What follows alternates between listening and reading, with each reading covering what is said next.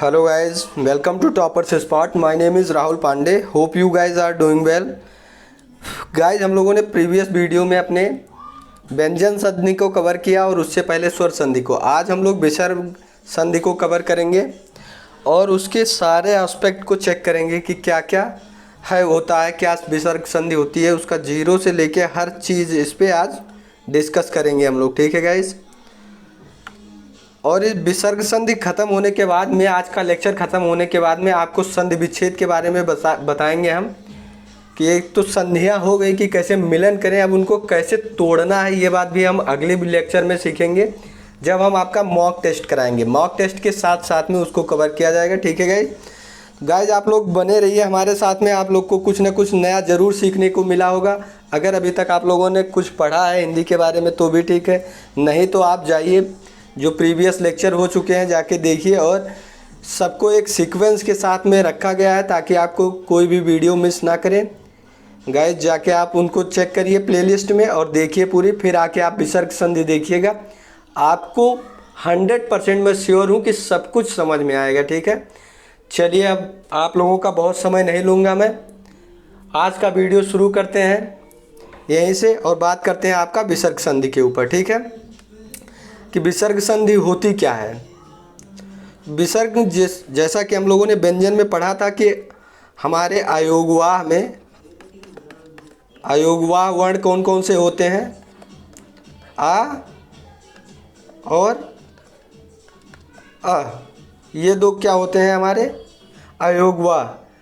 तो जो ये आ होता है दो बिंदियाँ, इसे क्या कहते हैं हम, विसर्ग कहते हैं। क्या कहते हैं इसे, विसर्ग।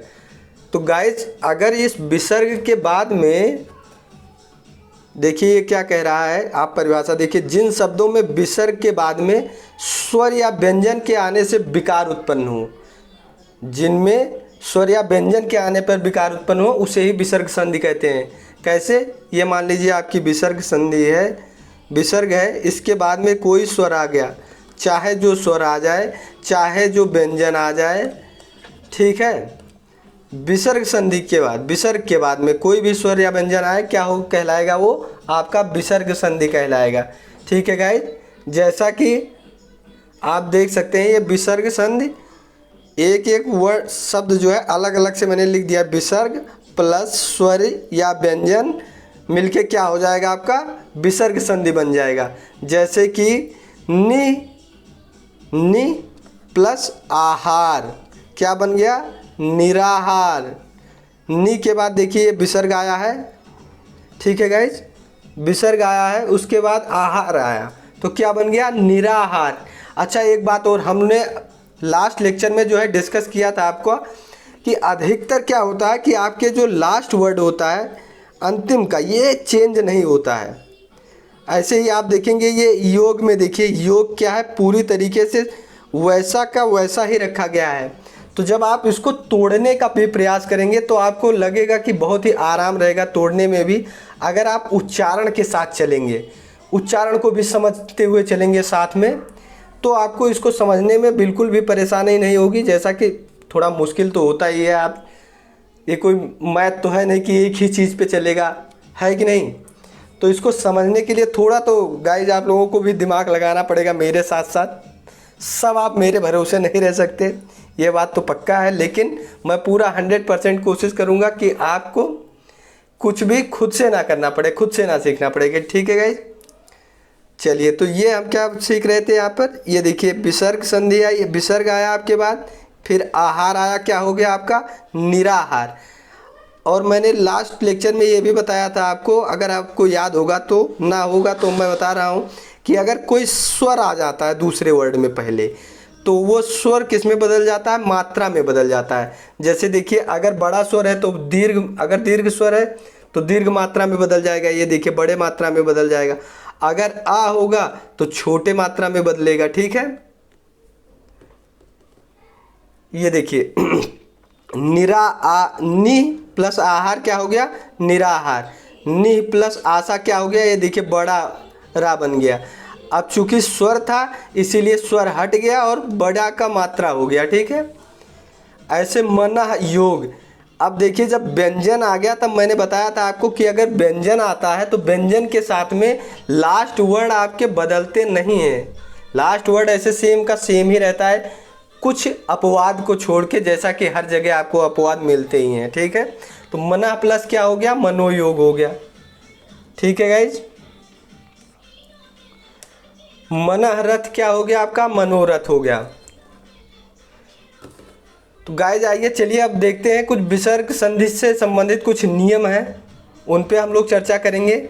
और आप बस साथ में हमारे बने रहिए, इतने एग्जाम्पल आपको दे देंगे कि आपको विसर्ग संधि को लेकर आपके जितने संशय होगा आज तक वो सब समाप्त हो जाएगा। बस गाइज आप लोगों को क्या करना है कि वीडियो को अपने दोस्तों के साथ शेयर करिए, ताकि ज़्यादा से ज़्यादा हम लोग बड़ी लंबी फैमिली बना सकें और साथ साथ में चलें। जितने बच्चे छूट रहे हैं वो लोग भी साथ में आए पढ़ें। ठीक है गाइज, तो चलिए हम लोग क्या बात कर रहे थे, अब नियम पे चलते हैं। नियम क्या है आपका कि अगर विसर्ग के पहले आ हो और बाद में घोष व्यंजन हो, योम अंतस्थ व्यंजन हो या हा हो, तो क्या बन जाएगा आपका, ओ बन जाएगा। क्या कह रहा है कि भाई अगर ये देखिए ओ बन जाएगा, कैसे बनेगा, अगर विसर्ग संधि जो है विसर्ग के पहले आ जाए और उसके बाद में चाहे स्वर हो और चाहे घोष हो, चाहे क्या हो, घोष व्यंजन हो या अंतस्थ व्यंजन हो या हा हो। हा किससे संबंधित है, ऊष्म व्यंजन में आता है। और अंतस्थ व्यंजन हम लोग पढ़े थे, क्या था आपका, य र ला वा। और घोष क्या होते हैं, घोष हमने बताया था कि आपके हर वर्ग में का और मतलब जितने पांचों वर्ग हैं आपके, पांचों जो स्पर्श व्यंजन के वर्ग हैं हमारे, तो उसमें 2 वर्ण छोड़ के लास्ट के 3 वर्ण क्या होते हैं, घोष होते हैं, उन्हें सघोष भी कहते हैं। और जो फर्स्ट के 2 वर्ण होते हैं वो क्या होते हैं आपके, अघोष कहलाते हैं। यह हम लोग वर्णमाला वाले चैप्टर में पढ़ चुके हैं पूरा डिटेल्स में। ठीक है गाइस, फिर भी हम बता दे रहे हैं कि आपके जो फर्स्ट 2 वर्ण होते हैं, जैसे अगर पहले वर्ग की बात करें तो क और ख को छोड़ के ग, घ और अंगा क्या होते हैं आपके, ये सघोष होते हैं। ठीक है, तो ये तो हो गए सघोष की बात। और अंतस्थ व्यंजन हम बता दिए आपको। और हा किस में आता है, हा आता है आपके ऊष्म व्यंजन में। ठीक है, अगर इतने होंगे आपके साथ में तो विसर्ग के बाद में क्या आ जाएगा आपका, ओ बन जाएगा। क्या बन जाएगा, ओ। अगर विसर्ग से पहले स्वर हो, स्वर में क्या हो, आ हो, जैसे देखिए अ ध, फिर विसर्ग हो गया, फिर गति, तो क्या बन गया, अधोगति। अध धा, देखिए हमने वर्ण पढ़ते समय कहा था कि जो कोई भी व्यंजन होता है उसमें 2 ध्वनियाँ होती हैं। एक तो धा जो ऐसे लिखा जाएगा और इसमें क्या होगा, एक स्वर होगा। तो धा के साथ में आ गया और उसके साथ में विसर्ग आ गया। ठीक है, और गति तो क्या हो गई, अधोगति। अब गाइस अगर इसको तोड़ना भी हो तो आप एक बार उच्चारण करिए मेरे साथ, अधोगति, अधोगति। आप जब भी उच्चारण करेंगे तो आप देखेंगे क्या पाएंगे आप इसमें, कि आप जब भी इसको तोड़ रहे होंगे तो ये एक बात पाएंगे कि एक वर्ड, एक शब्द जो है इसमें, दोनों शब्दों का जो मेल है उसमें से एक शब्द लास्ट वाला पूरा का पूरा मिलेगा। तो आप कोई भी उच्चारण करके देख लीजिए इसमें से, जैसे मनोयोग, मनोयोग, तो लास्ट में हमारा दिमाग तुरंत क्लिक करेगा कि इसमें योग वर्ड जुड़ा हुआ है। तपोभूमि, तपोभूमि, तो भूमि में देखिए भूमि वर्ड जुड़ा हुआ है ना, तपोभूमि, लास्ट में भूमि जुड़ा हुआ है। वयोवृद्ध, वृद्ध जुड़ा हुआ है ना, वयोवृद्धि। ठीक है गाइज, तो ये बात आप जब उच्चारण करके देखेंगे तब भी आपको पता चलेगा कि लास्ट वर्ड क्या है। लास्ट वर्ड आप आराम से तोड़ ले जाएंगे और आपका आगे का जो बचा हुआ भाग होगा उससे आराम से आप विसर्ग संधि कर पाएंगे उच्चारण के साथ में भी। वैसे तो हम नियम के आधार पर चलेंगे ही। ठीक है, तो नियम क्या कह रहा है कि आ धा और आ जाएगा तो क्या हो जाएगा आपका, अधोगति। मना प्लस अनुकूल क्या हो गया, मनोकूल। ये देखिए यहाँ पे क्या हुआ, आ चेंज हो गया, आ हट गया। मैंने क्या कहा था कि जहाँ पर भी आपका स्वर आ जाएगा वहाँ पे चेंज हो जाएगा। वहाँ पे वो पूरा वर्ड नहीं आएगा, उसकी मात्रा आ जाएगी। ठीक है, तो यहाँ पे क्या हो जाएगा, मनोनुकूल, मना प्लस योग, ये देखिए मनो हो गया प्लस योग हो गया, इसमें कोई चेंज हुआ क्या, नहीं हुआ। देखिए लास्ट वर्ड वैसे का वैसा बना हुआ है। आज से क्या हुआ, घोष आया या अंतस्थ व्यंजन आया या हा आया तो क्या बन जाएगा आपका, ओ बन जाएगा। ठीक है, जैसे कि तपोभूमि, तप प्लस भूमि क्या बन गया, तपोभूमि। वया प्लस वृद्धि क्या बन गई, वयोवृद्धि। ये धा पे छोटी की मात्रा लगा दीजिए, साहब ही गलत हो जाएगी। ठीक है, मना प्लस हर क्या हो गया, मनोहर हो गया। ठीक है, चलिए मनोहर हो गया, और फिर पया प्लस द क्या हो गया, पयोद हो गया। जहाँ पे भी आपके विसर्ग आएंगे उससे पहले आ आएगा, आ छोटा वाला आ। ठीक है, उसके बाद में आपका जो भी शब्द आएगा, मतलब जो भी नहीं, क्या आएगा आपका, अंतस्थ व्यंजन आएगा या फिर घोष आएगा या फिर हा आएगा, तो क्या हो जाएगा आपका, ओ बन जाएगा। तो क्या हो गया, पयोद हो गया। ठीक है, अब मैंने जैसा पहले ही बताया आपको कि हर जगह अपवाद जरूर मिलते हैं गाइज। आप कहीं भी देखिए, आपके पास पड़ोस में मिल जाएंगे, ज़्यादा दूर जाने की ज़रूरत थोड़ी ना होती है। आप अपने पास में देखेंगे आपको मिलेंगे बहुत सारे अपवाद। ठीक है, ऐसे ही यहाँ पे भी अपवाद हैं। पुनः प्लस मुद्रण क्या हो गया, पुनर्मुद्रण हो गया। देखिए पुनः में जो ना आया है, यहाँ पे तो आ आया है, लेकिन मुद्रण में देखिए पांचवा वर्ण है। कौन सा पांचवा वर्ण है, पा फा बा भा मा। मैंने क्या कहा था कि अगर पांचवा वर्ण आता है, तीसरा चौथा पांचवा वर्ण आता है स्पर्श व्यंजन के, तो क्या बन जाता है, ओ बन जाता है। लेकिन यहाँ पे देखिए रा बन गया है, मुद्रण। ठीक है, क्या बन गया है, मुद्रण बन गया है। ऐसे ही आपका अंतः प्लस धान के साथ में आया तो क्या बन गया, अंतर ध्यान बन गया।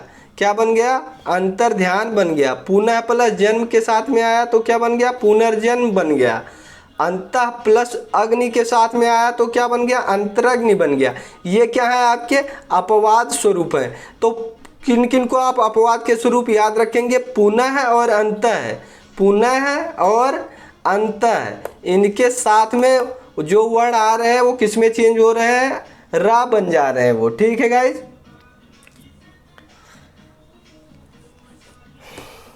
अब चलिए बात करते हैं नेक्स्ट नियम पे कि नेक्स्ट नियम क्या कहता है आपका।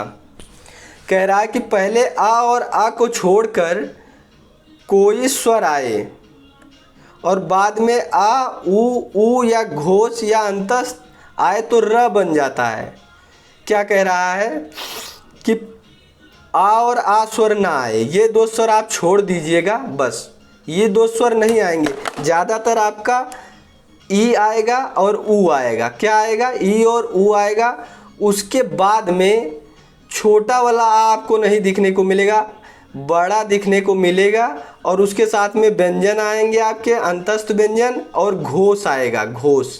इसमें आपको हा से बचना है, जो नहीं प्रयोग करना है उससे आप बचेंगे, बहुत आसानी से समझ जाएंगे। ठीक है, अभी हम एग्जाम्पल के सहारे सब समझाएंगे आपको।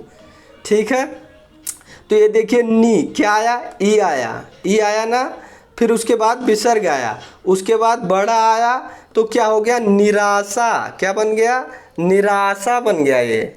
ठीक है गाइज, घोष का ध्यान रखना कि घोष में कौन कौन आते हैं, तो आपके लास्ट के 3 वर्ण आते हैं। ठीक है, गा घा अंगा। ठीक है, इस बात को आप ध्यान रखिएगा तो आपका सारा प्रॉब्लम सॉल्व।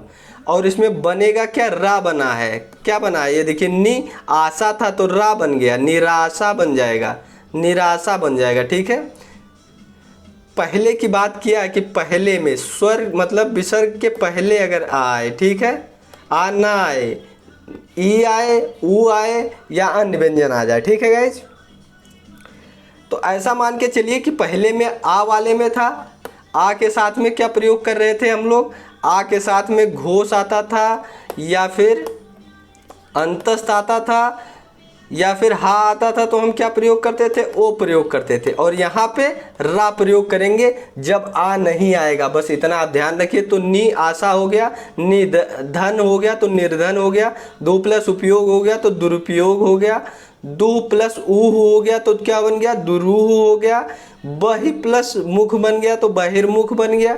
ठीक है गाइज। अच्छा देखिए इसमें दुरूह, तो जब यहाँ पे स्वर आया है तभी जाके यहाँ पे चेंज हुआ है, रूह हुआ है। ठीक है, अगर ये स्वर ना आया होता तो आप सीधा सीधा शब्द लिख सकते थे, है ना। जैसे निर्धन में देखिए धन आ रहा है ना, और धन इसमें भी आ रहा है। तो जहाँ पे ये मुख देख रहे हैं, मुख आ रहा है, बहिर्मुख, मुख आ गया लास्ट में, आपको टेंशन लेने की ज़रूरत ही नहीं, आराम से आपका सवाल। ठीक है गाइस, चलिए नेक्स्ट पे चलते हैं। विसर्ग के पहले स्वर एवं बाद में अगर च छ, अब यहाँ पे आपको क्या देखना है, च छ या सा हो तो स आ जाता है। यहाँ पे आपको देखना है आपके जो स्पर्श व्यंजन है उसके पहले शब्दों को देखना है, जो पहले वर्ण आते हैं, पहले दो वर्ण जिसे अघोष कहते हैं, तो उसमें आपको च छ यहाँ पे देखना है। उसके बाद यहाँ पे केवल च छ लेंगे, यहाँ पे क ख लेंगे, ट ठ लेंगे और प फ लेंगे। ठीक है, तो पहले आइए च छ के बारे में हम लोग बात कर लेते हैं। अगर कह रहा है कि विसर्ग के पहले स्वर एवं बाद में च छ या स होगा तो चेंज किस में होगा, स बन जाएगा। क्या बन जाएगा गाइस, स बन जाएगा उस सिचुएशन में। ठीक है, ये देखिए कैसे बन रहा है सा।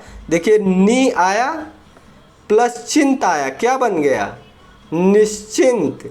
लेकिन इस बात को याद रखना है कि पहले जो विसर्ग के पहले आएगा उस स्थिति में स्वर ही आएगा। इसमें आप अधिकतर पाएंगे आगे जो है आपका स्वर ही मिलेगा, व्यंजन तो मिलना ही नहीं है। आप जितना भी अभी तक देखते हुए आए होंगे, अगर आपने नहीं देखा है तो आप बैक करके 10 सेकंड की वीडियो, 20 सेकंड की वीडियो आप देखिए, आपको पता चल जाएगा कि इसमें खाली आगे स्वर ही आ रहा है भाई साहब। अब देखिए तो आगे जाके तो ये क्या हो गया आपका, निश्चिंत बन गया। क्या बन गया, निश्चिंत बन गया। अभी देखिए नी प्लस छल आया, क्या बन गया, निश्चल बन गया। दु प्लस शासन आया, क्या बन गया, दुस्शासन बन गया। कैसे बना ये देखिए, इसमें देख लेते हैं। ऊ का मात्रा आया ना, ऊ बना छोटा वाला, फिर विसर्ग आया, फिर च था तो क्या बन गया, ये विसर्ग क्या बन गया, स बन गया। और चरित्र वैसे ही रह गया। ऐसे ही देखिए शासन वैसे ही रहेगा। विसर्ग में गाइस परिवर्तन होता है, क्या परिवर्तन हुआ, स बन गया यहाँ पे विसर्ग। ठीक है, चलिए नेक्स्ट पे चलते हैं। नेक्स्ट क्या है आपका, कह रहा है कि ई और ऊ के बाद में अगर क ख ट ठ प फ में से कोई भी वर्ण आए तो खा बन जाता है। हमने वहाँ पिछले में किस में चर्चा की थी, चा छा पे। अब चा छा को आप अलग कर दीजिए, बाकी वर्ग पे फोकस करिए। आपका का खा टा ठा या पा फा पे आप फोकस करिए अपना। ठीक है, यहाँ पे जब आप फोकस करेंगे तो आप पाएंगे कि देखिए ई और ऊ अधिकतर पूरे इसमें चैप्टर में आपको आ, ई और ऊ ही मिलेंगे। जहाँ पे आप देखेंगे इन्हीं से आपको बनाना है। तो नी प्लस कपट क्या बन गया, निष्कपट बन गया। नी प्लस कंटक क्या बन गया, निष्कंटक। देखिए नी आया, आपका ई आया, फिर विसर्ग आया, फिर क्या आया, व्यंजन आया। कौन सा व्यंजन, का, तो क्या बन जाएगा, खा बन जाएगा।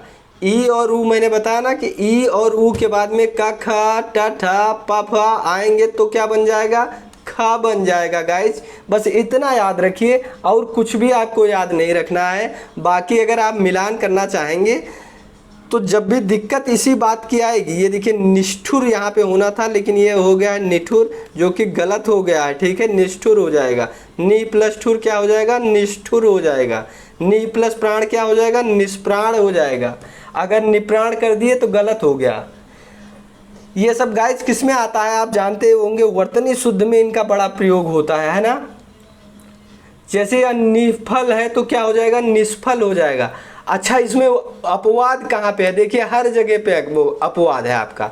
अपवाद कहाँ है, ये देखिए दू आया प्लस खा आया तो दुख हो गया, इसमें कोई परिवर्तन ही नहीं हुआ, यही इसमें अपवाद है। दू कौन सा शब्द है, ऊ आया ना, इसमें स्वर आया, उसके बाद क्या आया आपका व्यंजन आया खा, मैंने कहा था कि का खा टा ठा और पा फा आएगा तो किस में बदलेगा, खा में बदलेगा, लेकिन इसमें खा में नहीं बदल के बल्कि सेम ही रह गया। ठीक है गाइस, तो ये इसका अपवाद है। अपवाद को आप अपने दिमाग में रट लीजिए, बैठा लीजिए, घुसेड़ लीजिए, उसको निकलने मत दीजिएगा जब तक आपका एग्ज़ाम क्वालिफाई नहीं हो जाता। और आप हमारे साथ बने रहिए, आपका एक एक नंबर दिलाएंगे हम हिंदी में। ठीक है गाइस, चलिए विसर्ग संधि के आपका नेक्स्ट नियम क्या है, विसर्ग के बाद ता या था हो तो ता सा बन जाता है, बस ता क्या बन जाता है, सा बन जाता है। इतना आपको देखना है कि विसर्ग के बाद ता या था हो, विसर्ग से पहले क्या होगा, आप देखिए स्वर है न म आ रहा है ना, और उसके बाद ते आया तो क्या बन गया ये विसर्ग आपका, विसर्ग को आप बदल दीजिए इस वाले सा में, ता या था, ता था ता था आर आर। सारे वर्ग में अलग अलग नियम चल रहे होंगे, आपने देखा होगा। जैसे चाचा में कौन सा नियम चला, उसमें ये वाला सा बन गया आपका छोटा वाला सा, ये बड़ा वाला सा बन गया, और उसके बाद में ये वाला ता था में कौन सा सा आ गया, ये वाला सा आ गया, और का खा पा फा, और टा ठा में कौन सा खा आया, ये वाला है ना, पेट चीरने वाला खा। तो ये आपका सारे वर्ग में जितने भी व्यंजन थे वो कवर हो गए। ठीक है, नमा प्लस ते क्या हो गया, नमस्ते हो गया। नि प्लस तेज क्या हो गया, निस्तेज हो गया। नि में ई आया ना, ई के साथ में विसर्ग आया, फिर तेज आया तो क्या बन गया, निस्तेज। मना में आ आया, फिर क्या आया, विसर्ग आया, फिर ता आया तो क्या हो गया, मनुस्ताप। ठीक है गाइज, मनस्ताप। ये देखिए अब ये आ जाएगा अगर आपके वर्तनी में शुद्ध में, तो कितना इम्पॉर्टेंट होगा, और बहुत ही आराम से ये गलत होने का चांस है। इसलिए मनस्ताप आप देख लीजिए, 2 बार अपने दिमाग में हमेशा बना रहेगा। ठीक है, दुस्साहस, दुस्साहस क्या बन गया, दुस्साहस, दुस्साहस बन गया। ठीक है गाइज, चलिए अब क्या है आपका कि विसर्ग यहाँ पे लुप्त हो जाता है, यहाँ पे विसर्ग लुप्त हो जाएगा। माने क्या होगा कि यहाँ पे जो छ है वो च में परिवर्तन हो जाता है और विसर्ग यहाँ से हट जाता है अपने आप। कैसे सर, कैसे आप बता रहे हैं कि हट जा रहा है, चलिए उसका भी उदाहरण देख लेते हैं। अनु प्लस छेद में क्या हुआ, जो विसर्ग है वो हट के क्या बन गया, च बन गया, अनुच्छेद बन गया। पिछली क्लासों में हमने क्या देखा है कि उसमें विलुप्त नहीं हो रहा था, और यहाँ पे विलुप्त हो रहा है, क्या बन जा रहा है, च बन जा रहा है।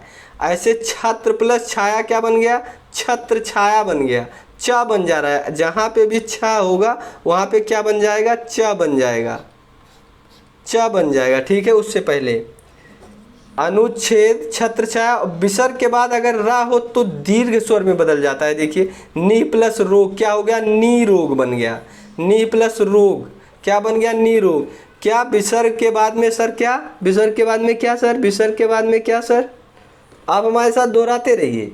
क्या सर, विसर्ग के बाद में अगर रा होगा तो क्या बन जाएगा, री, बड़ी की मात्रा हो जाएगी, बड़ी, बड़ी या बड़ा हो जाएगा। ठीक है, तो दीर्घ में परिवर्तित हो जाएगा, दीर्घ में, दीर्घ में किस में परिवर्तित हो जाएगा, दीर्घ में परिवर्तित हो जाएगा। जैसे ई आया और फिर रा आया, क्या बन गया, नीरोग। नी प्लस रस आया, क्या बन गया, नीरस। नी मतलब आप ई समझिएगा, ये वर्ण कहाँ से खत्म हो रहे हैं ना, इसमें ये है ये और ई है ये। ठीक है, तो ई के बाद विसर्ग है, विसर्ग के बाद रा है, क्या हो गया, नीरस। ठीक है गाइज, अब चलिए देखते हैं कुछ वर्ण हैं जिनमें परिवर्तन नहीं होता है। जैसे कि ये है आपका, पहले आ आए और बाद में का या पा आए तो कोई परिवर्तन नहीं होता है। 2-4 अपवाद हैं, ज़्यादा अपवाद है नहीं, तो इसमें आपको बहुत ज़्यादा याद करने की ज़रूरत है नहीं गाइज। और नेक्स्ट जब भी मैं आपका मॉक टेस्ट लेके आऊँगा उसमें हर एक बात फिर से हम लोग रिवीजन करते रहेंगे, और कैसे तोड़ना है आपको, कैसे संधि विच्छेद करनी है ये भी बताएंगे उसमें। ठीक है, इसमें भी हमने कहीं कहीं पे बता दिया है, लेकिन अगर आपके समझ में नहीं आया होगा थोड़ा भी, तो वो हम अगले सेशन में जब संधि विच्छेद कराएंगे उस टाइम आपका 100% क्लियर हो जाएगा। ठीक है, पहले आ और बाद में का या पा हो तो कोई परिवर्तन नहीं होता है। कैसे? जैसे प्रातः आ आया ना, फिर वो आया, क्या कहते हैं, विसर्ग आया, और विसर्ग के बाद का आया, क्या बन गया, प्रातः काल। प्रातः काल में कोई परिवर्तन नहीं। अंतःकरण, ये देखिए अंतः में क्या आया, आ आया, और आ के बाद क्या आया, विसर्ग आया, और करण का आया, तो कोई परिवर्तन नहीं होगा। ठीक है, चलिए गाइस एक बार देख लेते हैं कि हम लोगों ने आज क्या क्या पढ़ा है। ठीक है, स्टार्टिंग से हमने पहले सीखा कि विसर्ग संधि होती क्या है, क्या होती है जब विसर्ग हो और उसके बाद स्वर या व्यंजन हो तो वो क्या बन जाता है, विसर्ग संधि बन जाती है। ठीक है, और उसके बाद में क्या सीखा हमने कि अगर पहले स्वर आ हो और बाद में घोष व्यंजन हो, अंतस्थ व्यंजन हो या हा हो, हा जो कि ऊष्म व्यंजन का पार्ट है वो हो, तो क्या बन जाता है, ओ बन जाता है। फिर उसके बाद हमने क्या सीखा कि इसमें एक अपवाद होता है, जहाँ पे पुनः होगा वहाँ पे र आ जाएगा, पुनः मुद्रण, क्या आ जाएगा, पुनर्मुद्रण, या अंतः प्लस धान है तो क्या हो जाएगा, अंतर्ध्यान। ये दो आपके वहाँ पे थे। और फिर अगर आ और आ छोड़ के मतलब ई और ऊ के बाद में घोष आए, अंतस्थ आए, तो रा बन जाता है। क्या बन जाता है, रा बन जाता है, जैसा कि हमने एग्जाम्पल में सीखा। फिर देखते हैं विसर्ग के पहले स्वर एवं बाद में चा या छा आए तो क्या बन जाता है, स बन जाता है, बड़ा सा बन जाता है। फिर ई और ऊ के बाद में का खा टा ठा या पा फा आए तो क्या बन जाता है, खा बन जाता है। फिर देखिए आपका इसमें भी एक अपवाद था जिसमें दु और ख बन के दुख हुआ था। ठीक है, विसर्ग के बाद ता या था हो तो क्या बन जाता है, तो सा बन जाता है। ठीक है, और यहाँ पे हमने विसर्ग का लुप्त होना सीखा और दो सीखा जिसमें कोई परिवर्तन नहीं होता है। गाइज होप आपको ये लेक्चर समझ में आया होगा। गाइज अगर ये वीडियो आपको अच्छी लगी हो तो इसको अपने दोस्तों के साथ शेयर करिए, चैनल को सब्सक्राइब करिए और वीडियो को लाइक ज़रूर करिए गाइज, ताकि हमको भी थोड़ा प्रोत्साहन मिले। और गाइज हम लोग हाजिर होंगे फिर नेक्स्ट वीडियो में, तब तक के लिए जय हिंद।